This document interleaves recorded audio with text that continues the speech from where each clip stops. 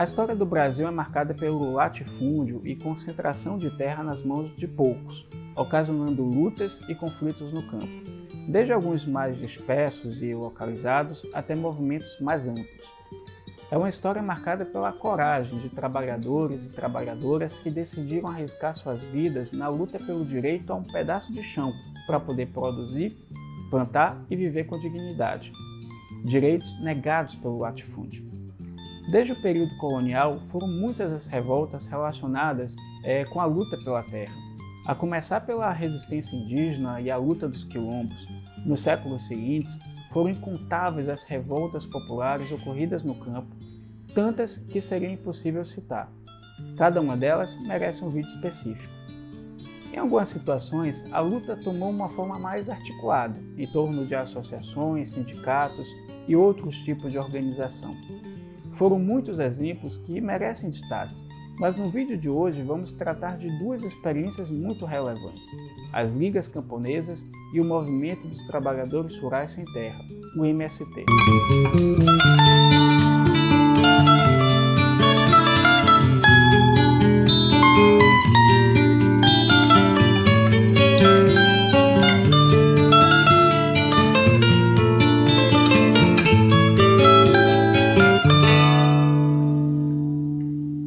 Já sabemos que o Brasil é um país profundamente desigual e que isso também se reflete no campo, desde a época da colonização e mesmo depois da independência.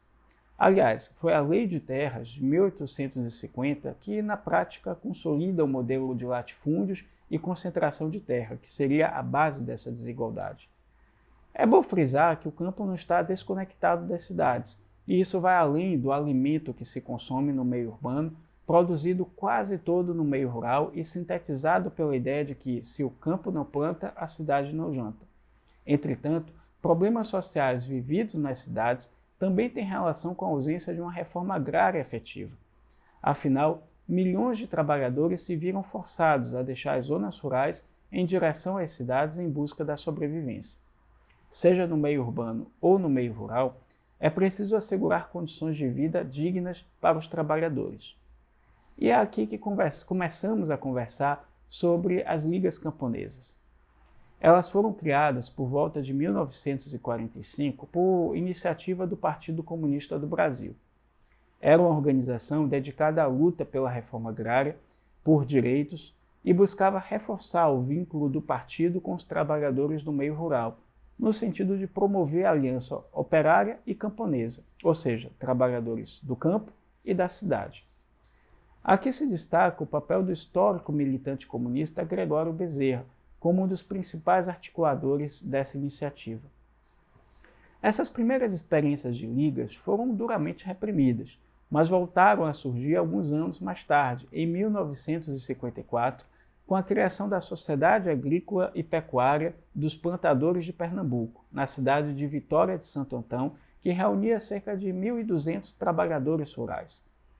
A sociedade tinha por objetivos auxiliar os camponeses com despesas funerárias. Na época, por falta de dinheiro, era comum que trabalhadores pobres fossem enterrados em valas, como indigentes. Também prestar assistência médica, jurídica e educacional aos camponeses e criar uma cooperativa de crédito para auxiliar os camponeses. Logo, a ideia se alastra e outras ligas, associações como essas eram criadas em diversas cidades, sobretudo no Nordeste, e mais adiante em outros estados e regiões.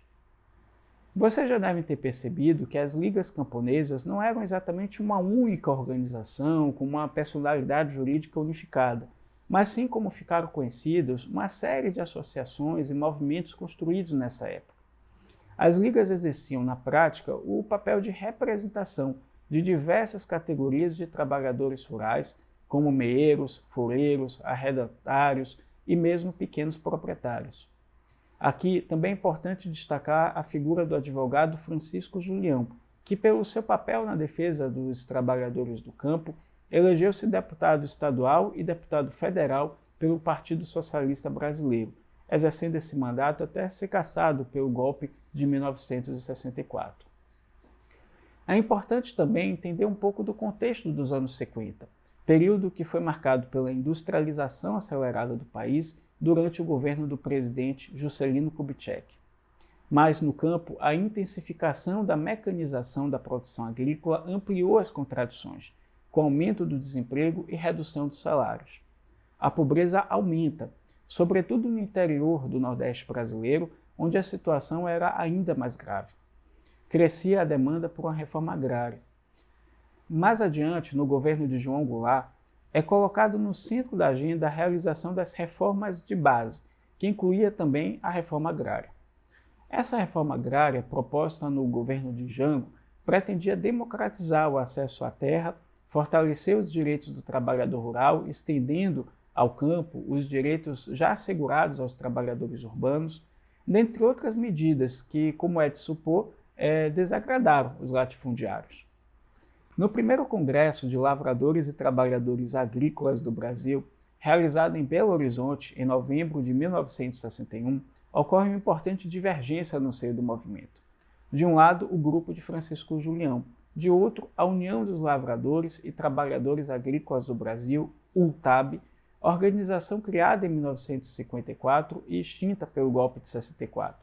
Nesse último campo encontravam-se também os comunistas. Dentre as características da linha proposta por Julião, encontrava-se a recusa de colaborar com o Estado, mesmo com governos progressistas e mais alinhados à luta dos trabalhadores do campo, como o governo de João Goulart e, em Pernambuco, o governador Miguel Arraes. Para vocês terem uma ideia, em 1963, durante o plebiscito que restituiria os poderes de Jango, por exemplo, Julião propôs o voto em abstenção. Essa linha foi majoritária no primeiro congresso, que a gente se referiu, mas causaria prejuízos na construção posterior do movimento. Ao lado disso, ocorre o fortalecimento dos sindicatos de trabalhadores rurais, sobretudo com a pauta da extensão dos direitos trabalhistas ao campo e a aplicação do Estatuto do Trabalhador Rural, aprovado em 1963. Bom, mas veio o golpe de 64. Jango é deposto. As reformas de base, incluindo a reforma agrária, são abandonadas, e o Brasil inicia uma longa noite de trevas que durou 21 anos. As ligas acabaram sendo dissolvidas após intensa repressão. Muitos dos seus integrantes foram presos, torturados e mortos. Além disso, durante a ditadura foi executado um modelo agrário que promoveu ainda mais a concentração de renda, de terra, ampliando a miséria no campo e criando dificuldades para os pequenos agricultores. O êxodo rural se acelera. Apenas na década de 80 surge outro movimento de capilaridade nacional dedicado à luta pela terra, o Movimento dos Trabalhadores Rurais Sem Terra, o MST. Mais precisamente, em 1981, surge a Encruzilhada Natalina, como ficou conhecida a ocupação das granjas Macali e Brilhante, no Rio Grande do Sul. Esse episódio ganha grande repercussão e, para difundir e ampliar a rede de solidariedade, é criado o Boletim Informativo da Campanha de Solidariedade aos Trabalhadores Sem Terra, que mais tarde se tornaria o Jornal Sem Terra, que teria papel importante na criação do próprio MST, como conhecemos hoje. E a ideia deu certo. Criou-se uma ampla rede de solidariedade em torno da ocupação encruzilhada natalina, que envolvia setores da igreja, da sociedade civil, intelectuais, etc. Durante mais de 200 dias, a ocupação permaneceu sob o cerco dos militares. Isso só seria resolvido quando a Igreja Católica comprou uma área que passaria a servir de abrigo para as famílias dessa ocupação, o que representou uma grande vitória e animava a continuidade da luta. Mas é no primeiro Encontro Nacional de Trabalhadores Sem Terra, ocorrido em 1984, em Cascavel, cidade do Paraná, que é fundado o MST, com os objetivos de lutar pela terra, pela reforma agrária e por mudanças sociais. O primeiro congresso do MST, em janeiro de 1985, avança ainda mais na formulação. Luta pela terra, pela reforma agrária e pelo socialismo. A ocupação de terras improdutivas passa a ser o principal instrumento de luta do movimento, mas qualquer proposta de reforma agrária esbarrava na forte resistência do latifúndio, que impedia as mudanças, seja através da sua bancada no Congresso Nacional, seja através de métodos violentos. em que pese a vitória de inscrever na Constituição Federal de 88 a possibilidade de desapropriação de terras improdutivas para fins de reforma agrária, os governos neoliberais que se seguiram teimaram em não executar mudanças profundas. Os conflitos, perseguições e mortes continuavam. Em julho de 1995, mais de 500 famílias ocupam a fazenda improdutiva Santa Helena, sob o comando do Sindicato dos Trabalhadores Rurais no estado de Rondônia. O Poder Judiciário determina a reintegração de posse e os trabalhadores pedem 72 horas. Entretanto, na madrugada do dia 9 de agosto, centenas de policiais invadem o acampamento. 9 sem terra são assassinados pelas forças policiais, incluindo uma menina de 7 anos. Esse episódio foi um crime bárbaro e que ficou conhecido como Massacre de Corumbiara. Menos de um ano depois, em 17 de abril de 1996, outro massacre ocorreria nas proximidades da cidade de Eldorado dos Carajás, no Pará. Centenas de famílias haviam iniciado nos dias anteriores uma marcha para Belém para protestar contra a demora na desapropriação da fazenda Macaxeira. Além disso, o governo do estado havia descumprido muitas promessas durante o processo de negociação.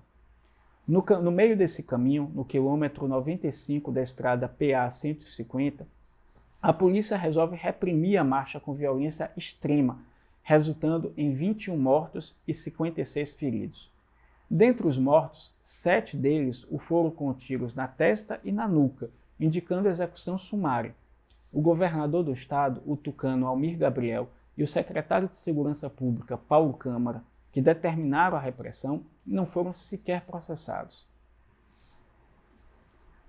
Ao mesmo tempo, uma onda de solidariedade e indignação percorre o país em apoio ao sem terra.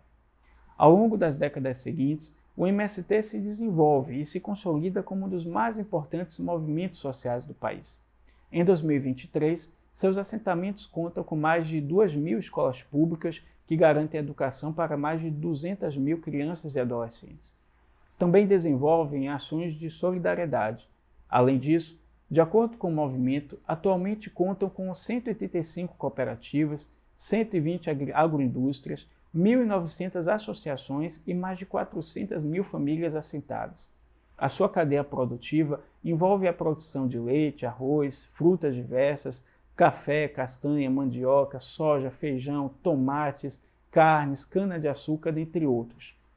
A luta dos trabalhadores do campo, seja via MST, sindicatos rurais comprometidos e combativos, ou em outras formas de organização, deve contar com nosso apoio. A luta por uma reforma agrária que combata a concentração de terra, o latifúndio improdutivo e as desigualdades sociais é absolutamente natural, atual e deixa eu repetir essa. A luta dos trabalhadores do campo, seja via MST, sindicatos rurais comprometidos e combativos, ou outras formas de organização, devem contar com nosso apoio. A luta por uma reforma agrária que combata a concentração de terra, o latifúndio improdutivo e as desigualdades sociais é absolutamente atual e necessária, e é de interesse de todos os brasileiros e brasileiras. Trata-se de bandeira fundamental para a construção de uma nação mais justa.